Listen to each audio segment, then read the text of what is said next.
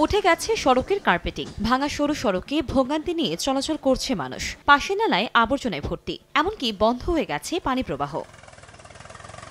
১৯৯০ সালে পিরোজপুর পৌরসভাকে প্রথম শ্রেণীতে উন্নীত করা হয়, কিন্তু মূল শহর সহ পৌরসভার অধিকাংশ রাস্তাই ভাঙা। মেরামত করা হলেও কিছুদিনের মধ্যেই তা আবারও আগের অবস্থায় ফিরে যায়। রয়েছে নিরাপদ সুপেয় পানির সরবরাহের অভাব। প্রভাবশালীদের দখলে চলে গেছে শহরের প্রধান দুটি খাল। ড্রেনেজ ব্যবস্থা না থাকায় বর্ষাকালে সৃষ্টি হয় জলাবদ্ধতার। শীঘ্রই এ বিষয়ে ব্যবস্থা নেওয়ার দাবি পৌরবাসীর। প্রথম শ্রেণীর সুবিধা বলতে তো দূরের কথা, আমরা চতুর্থ শ্রেণীর কোনো সুবিধাও পাচ্ছি না। রোলার দিয়ে খুঁজে ফেলাইয়া রাখছে, আর ৪ বছর যাবত এই রাস্তাটার কোনো উন্নয়ন হচ্ছে না। পথে ঘাটে ময়লা ফেলাই রাখতেছে, পরিবেশ দূষিত হয়, রাস্তাঘাট নোংরা হয়ে যায়। এখানে একটা স্রোত সমৃদ্ধ একটা খাল ছিল, যেখান থেকে কোনোরূপ আপনার এতটাই স্রোতে নৌকা চলাচল করতো, সেখানে এখন বিড়াল ঢাঙ্গাচ্ছে। পৌরসভা কর্তৃপক্ষ বলছে আয়ের উৎস কম থাকায় নাগরিক সুবিধা বাড়ানো সম্ভব হচ্ছে না। মেরামত এবং পুনর্নির্মাণ করার জন্য আমরা ইতিমধ্যে জেলা প্রশাসক মাহমুদের মাধ্যমে সুপারিশ সহকারে কিছু প্রকল্প আমরা মন্ত্রণালয়ে প্রেরণ করেছি।